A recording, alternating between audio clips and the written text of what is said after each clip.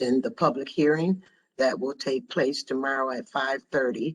And I'm going to ask anybody that's on the line that would be interested in speaking to contact James Conroy at jconroy.syracuse.net and send him your questions before time. Thank you. So with that, I have item number 9, and I should know Monday if there'll be any commissioners of deed. Councilor Bay.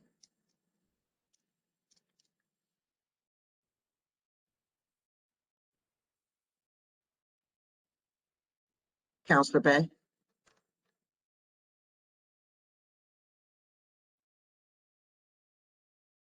Can you guys hear me, or am I muted? Okay. We can hear you. Can hear you. I don't see Councilor Bay on the call right now. Okay, so we'll move on and come back to Councilor Bay, and we'll go to Councilor Green.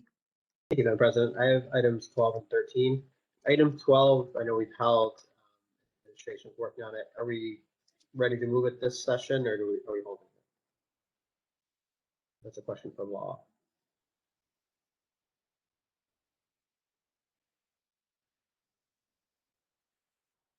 Council, there is an ordinance in your book now. There is an ordinance that wasn't there before. So if you want to read that over and see if you're okay with it.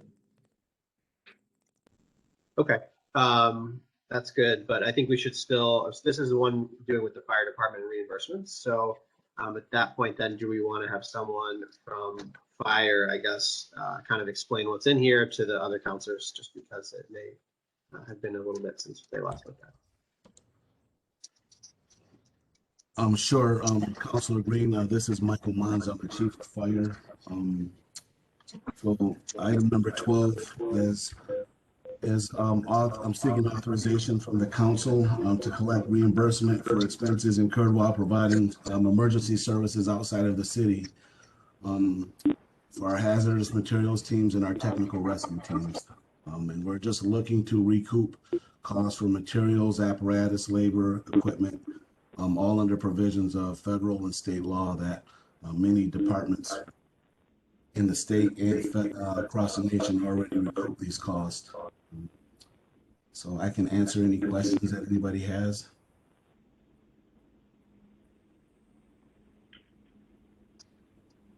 If I could ask you a question, at any point do we require aid from agencies outside our city line? Councilor Hogan, that very rarely happens. On our end, I believe over the last Chief Mons, 1 second, please. It's somebody that's not muted. Okay. All right.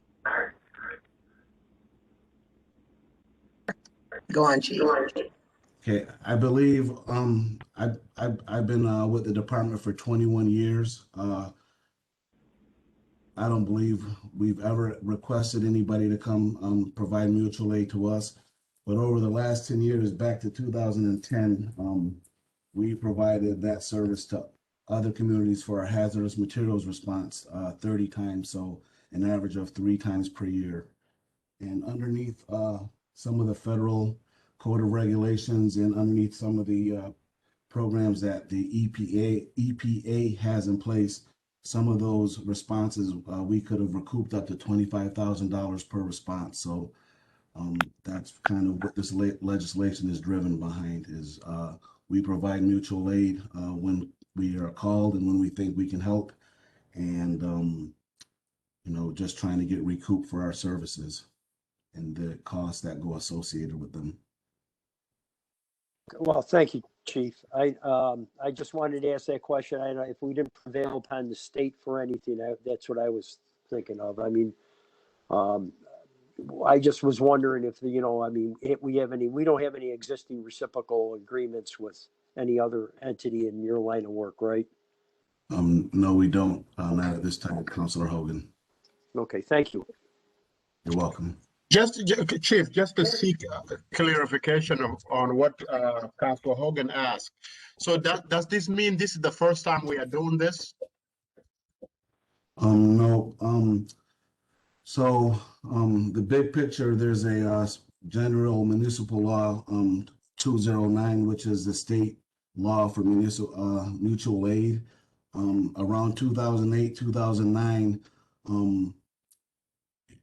the county and some of the counties contiguous to the Onondaga County, they received money to provide hazardous materials teams.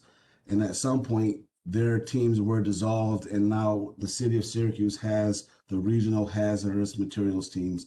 It's identified underneath the Onondaga County Mutual Aid Plan. We're a part of the New York State Mutual Aid Plan.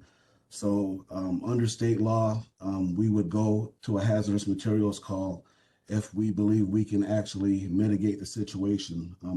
And just to be a little bit more clear, or an example of that would be a local police department. If there was an active shooter outside of their jurisdiction and that police department didn't have enough resources to actually mitigate and put a stop to whatever the issue was outside of the city, it's the same type of situation. We're just going to deal with hazardous materials. Or in the past, I think I brought to the council, the city of Utica called us because there was a person trapped on top of a 120-foot building, and because of our expertise and our firefighters training, we went down, we got the person off of that building, and because the city of Utica has a mechanism to bill for these services, kind of what we're presenting today, they were able to bill for us, and they donated the money back to the city. And we recouped all of our money at that time, if anybody was on the council and remember that. So we've been doing it for at least 12 or 13 years. That's the data that I have, Councilman Majuk. So, and according to state law, if there's an entity or a municipality, say Solvay has an issue at one of their plants and there's a plume of smoke and they can't get it under control, they're going to call us so we can go mitigate the hazard. And not only are we helping that community and that fire department and that particular business, but if that plume of smoke gets worse and comes over the city line, then the city of Syracuse would be affected immediately. So that's a part of the benefit to the city also. Now, have you quantified that 13-year services, Chief, at all? Can you be specifics on what? As you said, you've been doing this for 13. How much revenue wise is that? I would say I estimated we went to almost 30 of these types of calls over 10 years. So that would be 3 of these calls a year. And underneath some of the federal regulations and underneath the EPA, they have a local government reimbursement program where you can recoup up to $25,000. So if you did the math, you know, we had a potential of getting close to $1 million over that 10 years if all of those incidents rose to that level of response underneath the EPA, underneath EPA. And if some of the money wasn't recouped in that way, the thing with some of these federal laws is why we are coming to ask you for this ordinance is part of these stipulations to actually use these programs, or you have to try to recoup the funding locally on your own. And because we don't have a mechanism, which is why I'm proposing this ordinance, you can't even ask the EPA to reimburse us or some of these federal funded programs that we definitely would qualify for without a mechanism to start trying to get that money reimbursed locally. You have to show that you try that before you can actually fill out an application to get money from somewhere else, these other places federally. That would be it for me, Councilor Gray. Okay, Thank you, Chief Mons. I appreciate that. thank you. Item 13 has to do with software related to the finance department. So Commissioner O'Connor, if you can just briefly summarize what we discussed in the finance committee meeting on this. Sure. Thanks, Councilor Green. So this is a relationship with Now Avenue Government Systems. Goes back, I think, to around 1996, previously with Conduit Enterprises and Xerox, their former entities. This is the company that we used for our general ledger and other financial software before we switched over to PeopleSoft. Since 2015, we've been paying them to host the software on our behalf for us to access historical data. That contract was about $75,000 a year. What you have in front of you today is an extension of that contract through February, which is the amount of time that we used their services, and also two pieces of the contract are to extract the data from them in a format that's usable for us. So we'll host the data internally rather than paying them to host it. So the contract goes through February, and after the data extraction, this will terminate. Any questions on this item? Okay, thank you, Madam President. Those are my items. Thank you. Are you calling them ready, Counselor? Yes, they are. All right, thank you. Counselor Peniagua. Good afternoon, everybody. I have only one item. This is to authorize the city to enter into a worksite agreement with CNY Works. This is concerning the city youth program. Maria Maldonado and Deputy Mayor Mayor Owens will be the point persons. There will be no cost to the city for this program. Is Deputy Mayor Owens in the call? I am. I apologize, Counselor. I'm having some completely annoying issues with my computer, so I had to call in. Don't worry. I'm available. It took me a while to log in. Is there anything you want to relate to this? Can you take us through this? I mean, it's pretty straightforward. This gives us an opportunity to place young people through the CNY Works program in city departments. We don't really know how many, how many young people will be able to place due to COVID restrictions. However, CNY Works is working on the opportunity to have the authorization for some possible remote work, which would increase the opportunities. We would like to enter into this agreement depending on how few or little placements we can have. Any placement would benefit young people in the city of Syracuse. Maria and I sit on, bi-weekly calls with the county, CNY Works, and other stakeholders to talk about the program and how we're going to move forward in this summer. And so this is to ensure that as placement opportunities arise, we'd have an agreement set with CNY Works.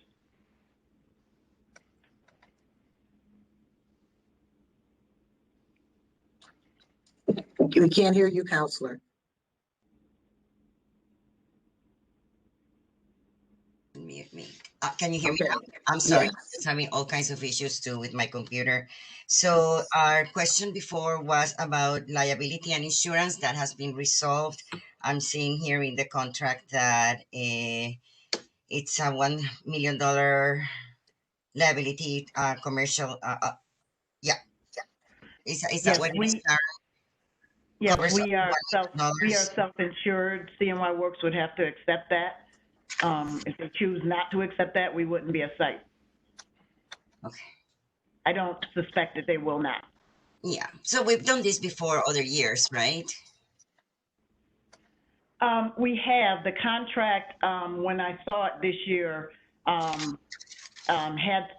the insurance and some other like prevailing wage language in it. So I spoke to Joe Barry, and he absolutely said that is a detailed agreement with the city that we needed to bring before the council, just to ensure the best interest of the city. Okay. Well, are there any questions from any of the councilors or anyone in particular? Okay, so the item is ready. If there's any controversy from their end, and let us know. You know, it's pretty straightforward. It should be okay. Thank you, Counselor. Counselor Bay. Thank you, Madam President. Apologize for my tardiness. Sometimes WebEx works, sometimes it doesn't. Item number 10 is the application Shahad for year 47 CDBG. There's a public hearing tomorrow at 5:30 for the same. I believe we're not holding this item, right, Mr. Clerk? We're calling it ready. Counselor, I think that you normally will try to move it on the 12th if you get enough input from the public hearing and make your decisions on how you want to allocate funding. All right, that's what I thought. Okay, appreciate it. So that'll be ready, Madam President. Also, item number 11. Is there anyone who can communicate this better than I can, available from the administration? Thank you, Councilor Bay. Appreciate your support. This item, we did speak about it in committee. It is regarding a contract with Saratoga Associates. They were the designers of the city's project in Meacham Park, adjacent to Onondaga Creek. We have awarded that construction contract and plan to begin work on that next month. But the item before you today is to keep Saratoga, again, the design team on board for construction services, help answer questions from the contractor, review shop drawings, things like that. So a relatively standard item. It's to increase their contract amount $2,000 to cover those potential costs and extend their contract through July so they can obviously work with us through July on those items. That's what's before you, and I'm happy to answer any questions you have regarding it. Any questions from my colleagues? None? Appreciate it. All right, that item is ready as well, Madam President. Thank you. Thank you. Counselor Carney. I have items 15 to 19. 15 is a kind donation for a bike repair stand along with an air pump we're adding along the creek walk. I don't know if there are any questions on that item. Ask committee. Okay, hearing none, then item 16 is the addition of a new location for a food stand over by the creek walk as well. I believe it's leased out to the individual just for the season, and that will go into the pool of things that we draw from. I don't know if there are any questions on that item, and that one passed committee as well.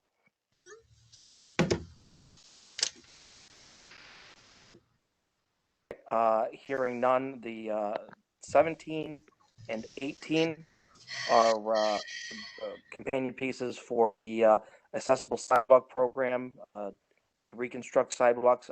It's my understanding that this is the same program that we've always done. It's just this year's allowance for it. I don't know if there's anyone that can speak to it, or if there are any further questions from the council on that item. Counselor, this is Corey Dunham. I can just speak to it briefly. Until we have a municipal sidewalk program in place, there are folks who are awaiting their sidewalks to be replaced through the accessible sidewalk program. So we would use this funding, which was included in the capital budget, to continue with the process as it has happened in the past. Are there any questions on that, council? Okay, I'm going to call that one ready. And then 19, is there someone that can speak to the work that's being done for the rail? Good afternoon, councilors. This is Mary Robison, city engineer. Item 19 is regarding requesting a grant application agreement for New York State DOT passenger and freight rail assistance program. This is related to the New York Susquehanna and Western Railroad Bridge, where the parapet wall collapsed into Clinton Street 2 or 3 years ago. The railroad, New York Susquehanna and Western, would like to submit a grant application to have, right now there's temporary Jersey barriers installed where the concrete walls were removed. So they're going to replace the temporary Jersey barriers along this bridge, which runs from West Onondaga to Dickerson. And they're also going to do repairs to the piers and abutments, which will improve the aesthetic appearance of the bridge. It won't look all like the laminated concrete as you drive by. So the railroad is asking us to be the applicant. They think we'll have a better chance of receiving this grant because they are also submitting another railroad bridge grant. So basically, the city would be a pass-through agency if we receive the grant, which I would have to come back. If we receive the grant, we would have to come back to you for a memorandum of understanding with New York, Susquehanna, and Western. So the grant applications for an amount not to exceed $4 million. 90% are grant funds, and New York, Susquehanna, and Western would pay for the local share of 10%. So there'd be no cost to the city. The railroad would also hold all the contracts for design and construction. So literally, we would be a pass-through. They would send us the bills, we would ask for reimbursement, we'd get the reimbursement back, and then pay the railroad. So that there'd be no cost to the city other than the time for submitting for the grant management, so to speak. Okay, questions from the council on this item? I have one, Counselor. So Mary, if they're going, that's the one on Clinton. So is the railroad or rail line or whatever, are they going to start looking at their different tracks, like the one over to Geddes Street and the one over by Pioneer Homes? Are they going to start looking at those as well? I don't know the answer to that question, President Hudson. They contacted us regarding this grant. They did mention that they were submitting another grant, but I'm sure they would have said if it was in the city. So my assumption is that the other project is not in the city. Okay, so would you be, well, can you ask them, are they looking at the other bridges, the railroad bridges throughout our city? Sure, I can do that. Okay, thanks. Questions? All right, hearing none, I'm going to call that item ready. And Madam President, those are my items. Thank you. Thank you. Counselor Allen. Thank you, Madam President. I have items 20 through 26. All of these items were discussed last week during the committee meeting. These properties have a substantial amount of taxes overdue. Altogether, I think it was like a little over $100,000 collectively. So all of these passed committee, so they will all be ready on Monday if there's no further questions or comments. All right, thank you. Thank you. And before I get a motion to end the meeting, I see that we have some students with us. I'm not sure what school they're from, but welcome students again to our study session. And just another reminder that if there are any comments for the public hearing, to please submit them to jconroy@saragov.net before tomorrow's public hearing. And with that, I need a motion to adjourn. So moved. Need a second? Second. All in favor? Aye. All righty. Have a good day. Thanks, you too. Bye-bye.